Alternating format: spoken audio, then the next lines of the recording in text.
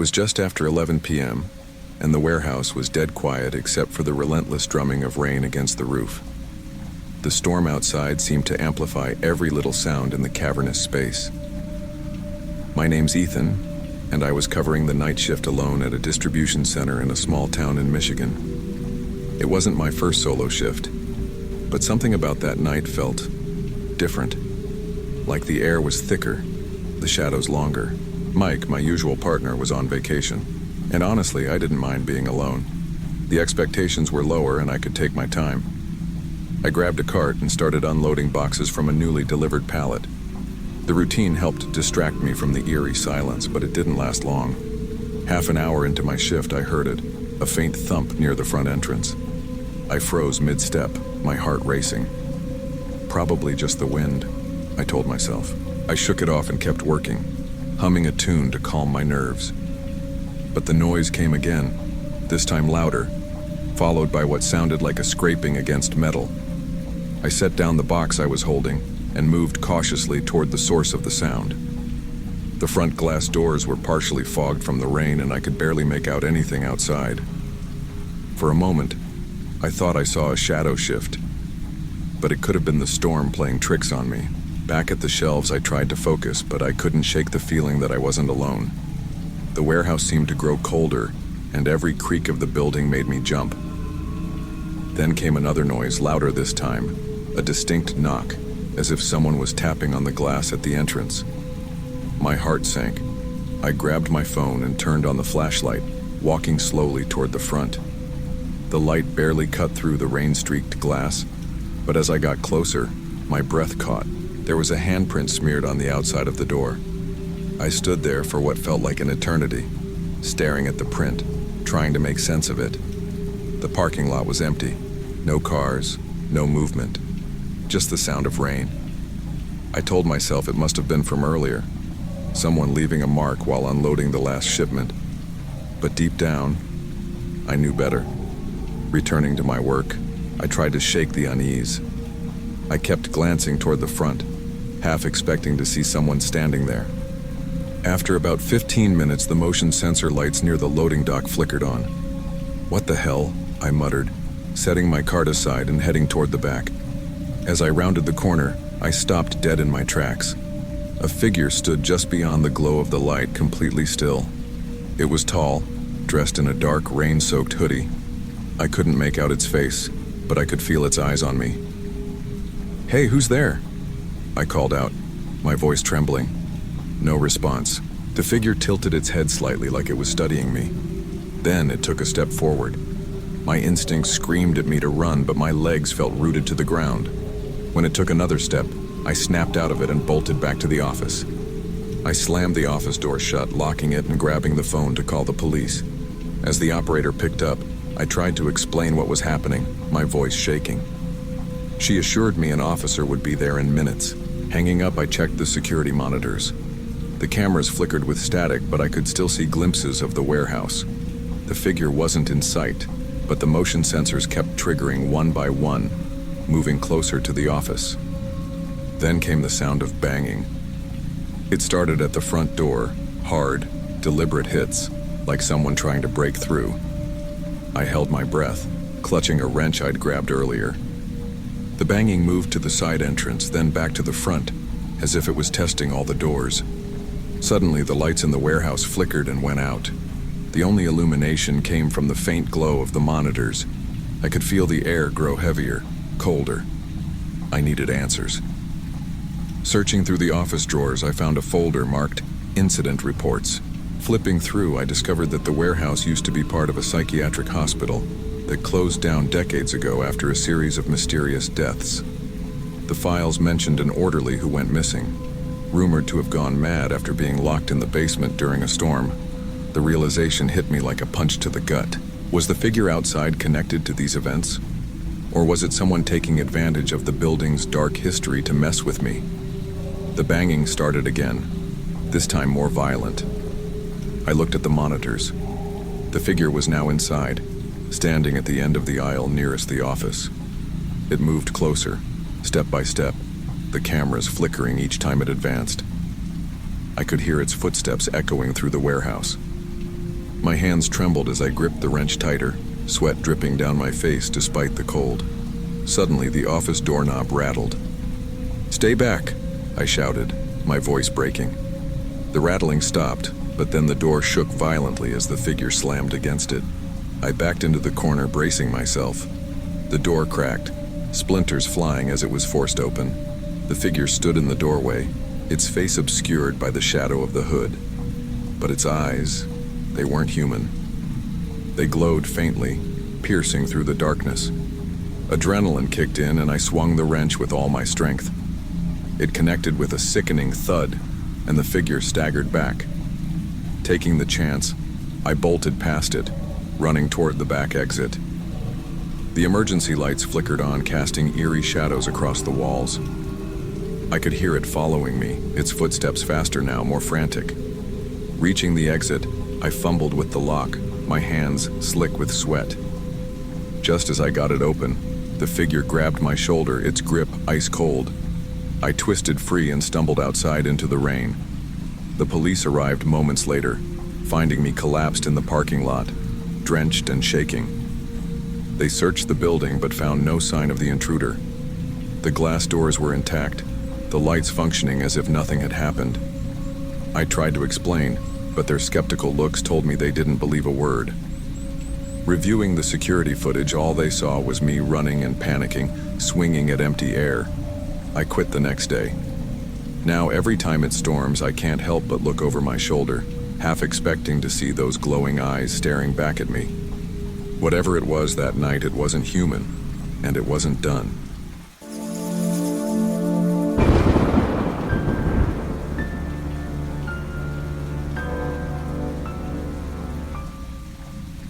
I was 28 when I landed the job at the city library, smack dab in the middle of downtown. It wasn't just any library. It was this old, towering, Gothic building, all stone walls and stained glass, looking like it belonged in some creepy movie. At first, I thought it was cool. Who wouldn't want to work in a place with that kind of vibe? But yeah, I should have thought harder about it. When I got hired, the deal was daytime shifts, normal hours. But a couple of months in, they decided to open up a night shift. Nobody wanted to take it, though. Can't say I blamed them. Being alone in that massive building all night wasn't exactly appealing. But when they offered an extra couple of bucks an hour, I couldn't pass it up. Money was tight, and honestly, how bad could it be? The first week was easy. No customers to bug me, no kids running around screaming about dinosaurs or whatever. Just me, shelves of books, and my music. I'd throw on my headphones, get in the zone, and reorganize the chaos left behind by the daytime staff. The library at night, though, it felt different. I mean, during the day it had this cozy charm. People reading, sunlight streaming through the stained glass windows. At night, it was something else. Quiet. Too quiet. And dark. The shadows felt alive, stretching across the endless rows of books. I started feeling it even in the first few nights, like the building was watching me or something. Then, one night, I heard it. A loud thud. I froze, my hand hovering over a book I was shelving. My brain was already scrambling for answers. Maybe it was something outside. But nope. That sound came from inside. I yanked off my headphones and stood there, straining to hear anything else. Nothing. Just silence so heavy it felt like it was pressing against my chest. For a second, I thought I was imagining things, but no. My gut was telling me something wasn't right. Still, I convinced myself it was just a book falling off a shelf or maybe the old building settling. It made sense, right? I tried to shake it off and get back to work, but the feeling didn't go away. The nights after that got worse. It was little things at first. Shadows flickering in the corner of my eye, the sound of footsteps on the second floor when I knew nobody was there. That creeping feeling of being watched. I told myself it was just nerves. Big building, long hours, lots of shadows, it was bound to mess with my head, right? But then, I started learning more about the library. Turns out, the place wasn't always a library. Back in the 1800s, it was some kind of asylum. Yeah, an actual asylum for the mentally ill. I guess it shut down after a fire or something. and the city decided to turn it into a library years later. People always joked it was haunted, but it wasn't so funny when I was stuck there alone at 2 a.m. It was a few nights later when things really took a turn. I was halfway through shelving books in the history section, just zoning out to my playlist, when I heard it again. Another thud. This time it was louder. It echoed through the entire library, making my stomach drop. I yanked off my headphones so fast they almost yanked my phone out of my pocket. Standing there in the middle of the aisle, I didn't move a muscle, just listened. It was dead quiet, the kind of silence that makes your ears ring. Then there it was, a shuffle, like something or someone moving. I don't know what possessed me to do it, but I grabbed my flashlight from the cart and decided to check it out. It's probably nothing, I told myself. A book falling, maybe a raccoon got in, it's an old building. I tried to laugh, but it sounded fake, even to me. I started down the aisle, my sneakers squeaking on the wooden floor. The sound had come from the second floor, so I climbed the old spiral staircase, each step groaning under my weight. My heart was racing by the time I reached the top. The rows of books up there felt different, closer, darker. My flashlight cut through the shadows, bouncing off the rows of spines, but I didn't see anything. Then I turned a corner and almost dropped the light.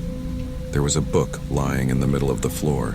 It wasn't just any book, it was this old leather-bound thing, probably a century old, and it was open. I knelt down to pick it up, and that's when I saw it.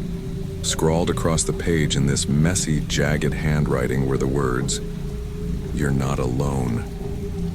My breath hitched, and for a second I couldn't move. Every instinct was screaming at me to get out of there, but I forced myself to stay. "This is a prank," I muttered, even though I had no idea how anyone could have gotten inside. The rest of the night was a blur. I left the book on the desk downstairs, locked it in the office, and tried to focus on my work. But I couldn't shake that feeling, like there were eyes on me, following me through the aisles. A few nights later, things got even worse. I was shelving books again when I noticed something. The lights in the far corner of the library started flickering, not just once or twice. They were going nuts, like some kind of electrical storm. I froze, staring at them. Then I heard it. Footsteps. Heavy, deliberate, coming from somewhere behind me. My throat tightened as I whipped around, expecting to see someone. Nothing, just rows and rows of books stretching into darkness. But the sound didn't stop. It was circling me now, echoing through the aisles. I gripped the flashlight so hard my knuckles turned white. "Hello?" I called out, my voice shaky. No answer. My chest felt tight, like I couldn't breathe. I backed toward the main desk, keeping my eyes on the shadows. The footsteps stopped, but that didn't make me feel any better. When I reached the desk, I noticed something strange. The book, the one with the writing, it was gone. That night was the first time I seriously thought about quitting, but I couldn't afford to. Rent wasn't going to pay itself, and the thought of explaining to my boss that I was scared of some weird noises felt embarrassing. So I convinced myself to stick it out, telling myself it was just my imagination. But then came the next night. I was reorganizing the reference section, trying to keep my mind busy, when I felt it, this chill crawling up the back of my neck. It wasn't just the usual drafty air. This felt wrong, heavy, like the air itself was pressing down on me. I turned slowly, my flashlight cutting through the dark, and that's when I saw it. At the far end of the aisle, near the emergency exit, there was someone standing there, or at least I think it was someone. The figure was tall, their face hidden in shadows, but they weren't moving. Just standing there, like they were waiting for something. My heart was pounding so loud I swore they could hear it. I tried to say something, but my throat felt like it was closing up. Finally, I managed to whisper, "Who's there?" No answer. They didn't move, didn't make a sound, just stood there watching me. At least I think they were watching me, I couldn't even see their eyes. Then slowly they stepped back into the shadows and disappeared. I froze. Every part of me screamed to run, but my legs felt like they were made of stone. After a few seconds, I forced myself to move, walking as quickly as I could toward the main desk. I didn't even bother finishing my shift. I grabbed my stuff and bolted out the door. The next day, I told my boss what happened. She didn't believe me, of course. "Probably a homeless guy sneaking in," she said with a shrug. But I knew better. That night, I almost called in sick, but I went anyway. I needed the money. And honestly, a part of me wanted answers. Around midnight, I decided to check the basement. The door to it was locked most of the time, but I'd found the key in the office a few weeks earlier, and had always been too nervous to go down there. This time, though, I couldn't shake the feeling that whatever was going on, it had something to do with that basement. The stairs creaked as I descended, my flashlight bouncing off the stone walls. The air was damp and smelled like mildew. At the bottom, there was this long hallway lined with old shelves and filing cabinets. At first, it seemed empty, just a bunch of old junk from decades ago. But then I noticed a door at the end of the hallway.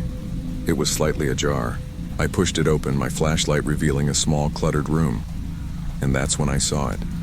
A makeshift bed, cans of food, and piles of books. There were photos, too. Old black and white ones pinned to the walls.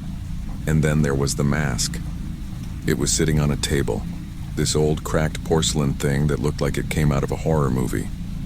Next to it was a stack of journals, their pages filled with strange symbols and writing I couldn't understand.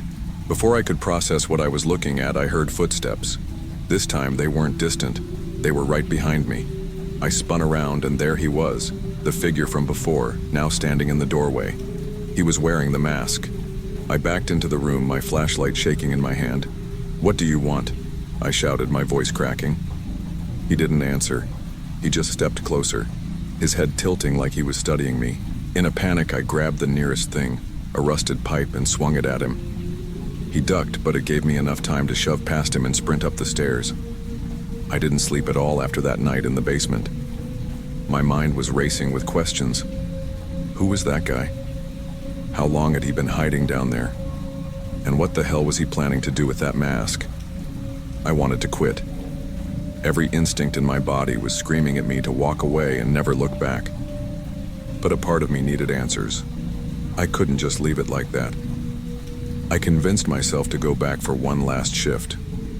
This time, I came prepared. I brought a small can of pepper spray and kept it in my pocket the whole night. I also made sure my phone was fully charged and ready to call 911 if I needed to. The library was eerily quiet when I arrived. The air felt heavier than usual, and I couldn't shake the feeling that I was walking into a trap. I spent the first couple of hours sticking to the well-lit areas, keeping my back to the walls whenever possible. But eventually, curiosity got the better of me. I had to go back to the basement. With my flashlight in one hand and the pepper spray in the other, I made my way down the creaky stairs. The hallway looked the same as before, but the door at the end was wide open now. I stepped inside cautiously, my flashlight cutting through the shadows. The room was a mess, papers and books scattered everywhere as if someone had left in a hurry. The mask was gone. Then I noticed something new. Scrawled across the far wall in what looked like charcoal were the words, "You can't leave." My chest tightened as the reality of it hit me. Whoever this guy was, he wasn't just some drifter squatting in the basement. He'd been watching me, maybe for weeks, maybe longer. Before I could process what was happening, I heard the sound of footsteps. Quick, deliberate, coming straight for me. I whipped around, flashlight shaking, and saw him again. This time he wasn't hiding. He was charging straight at me, the mask gleaming in the beam of my flashlight. I didn't think.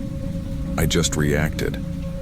I raised the pepper spray and let loose, aiming for his face. He stumbled back, clawing at the mask, giving me just enough time to bolt past him and up the stairs. I didn't stop running until I was outside, the cold night air hitting me like a slap. I jumped into my car, locked the doors, and called the police.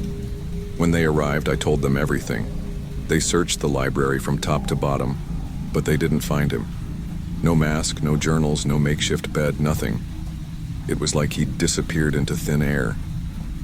I quit the next morning. Whatever that man's intentions were, I wasn't sticking around to find out. Even now, months later, I can't shake the feeling that he's still out there, watching, waiting. And sometimes, late at night, I swear I can still hear those footsteps, echoing in the back of my mind.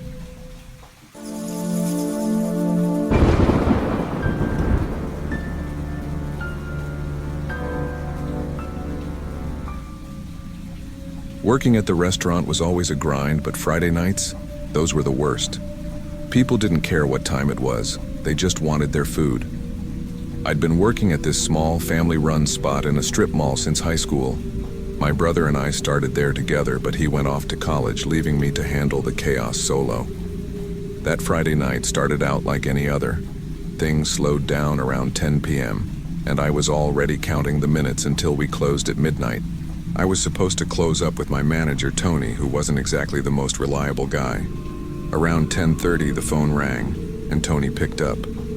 I didn't pay much attention at first, but then he shouted, "Hey, Chris, you up for one last delivery?"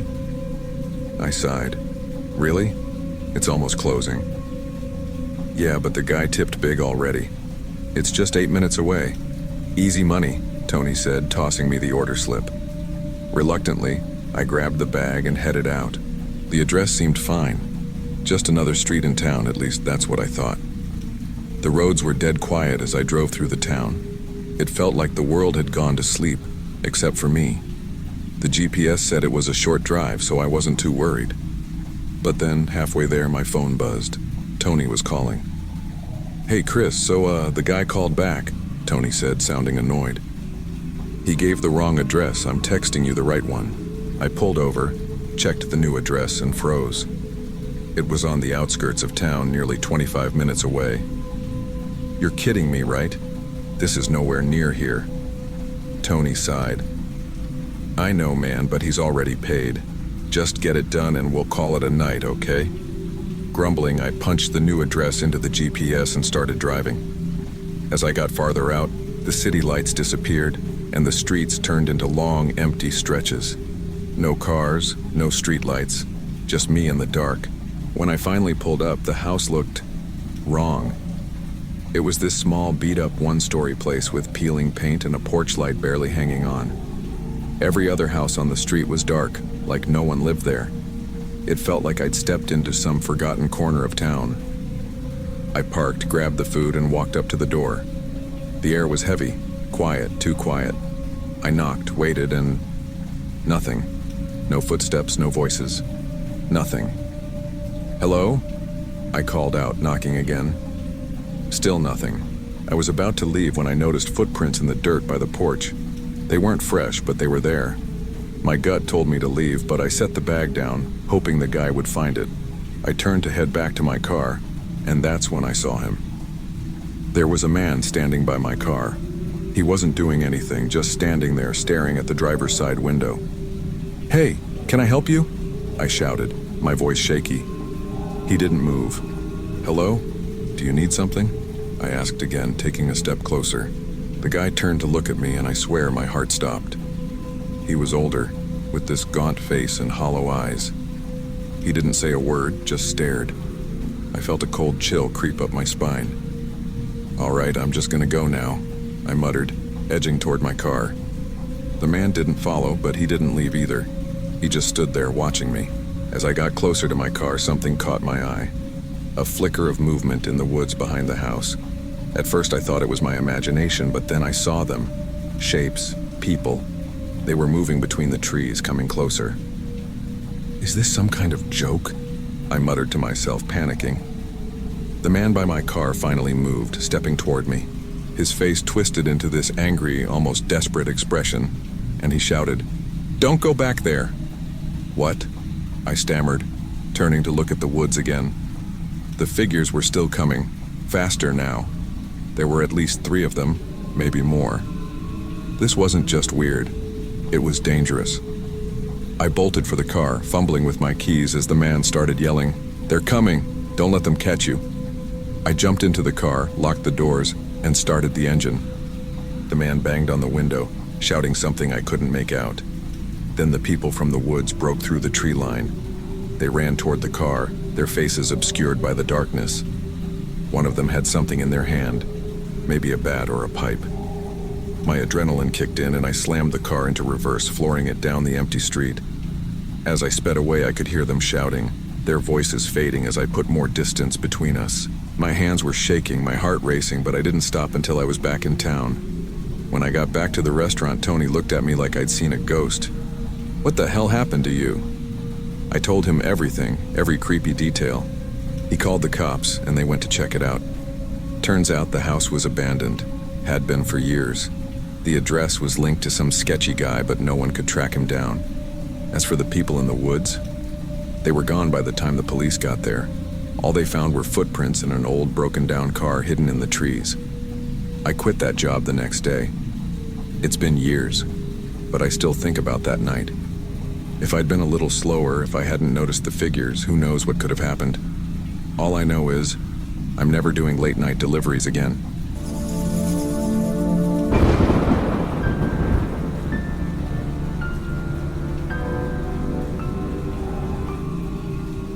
It was a freezing, pitch-black winter night, the kind where the wind sounds like it's trying to rip the world apart. My old car groaned as I pulled into the gas station parking lot a little before 11 p.m. The snowstorm had turned the world into a whiteout.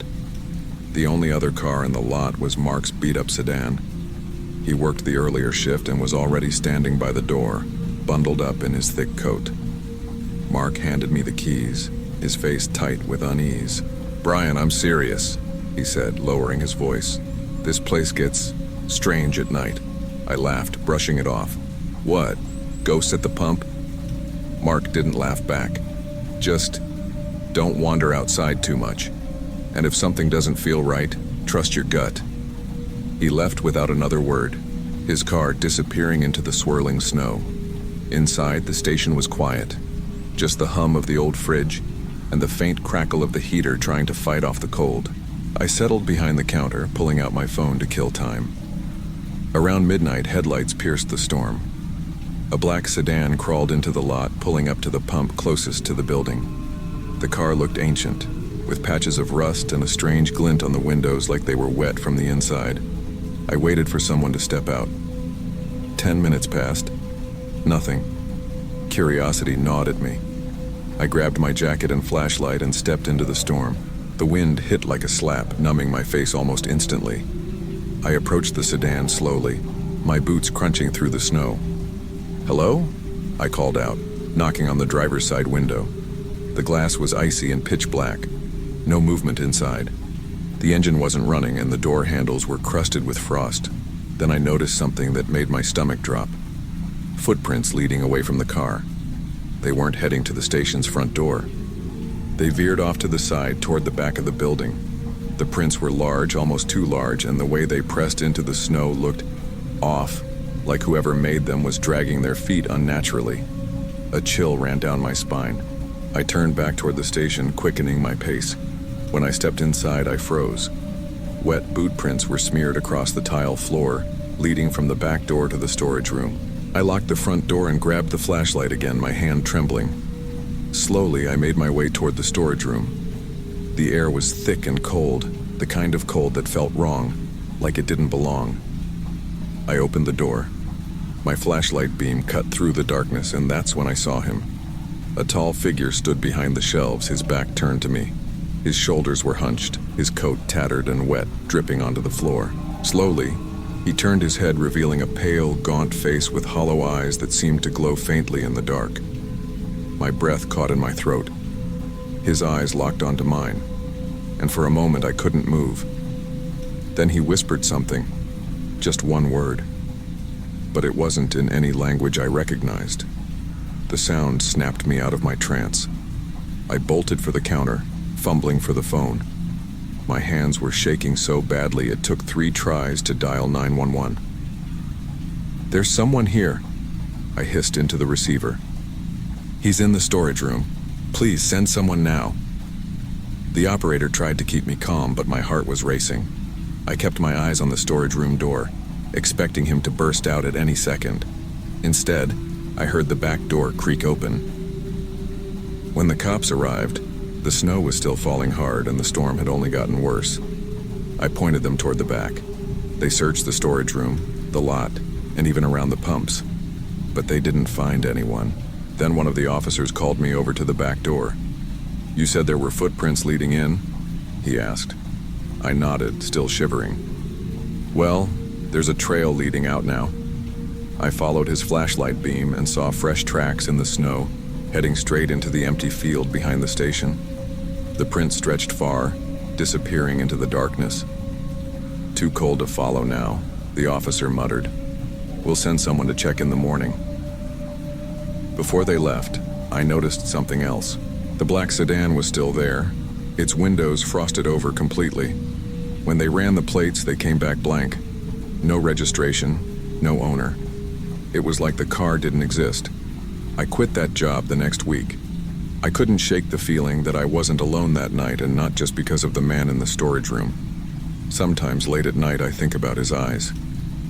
The storm ended, but the questions didn't. Who or what was he? And why was he there? All I know is that I'll never forget that cold, dark night. And sometimes when the wind howls outside, I swear I can hear his footsteps in the snow getting closer.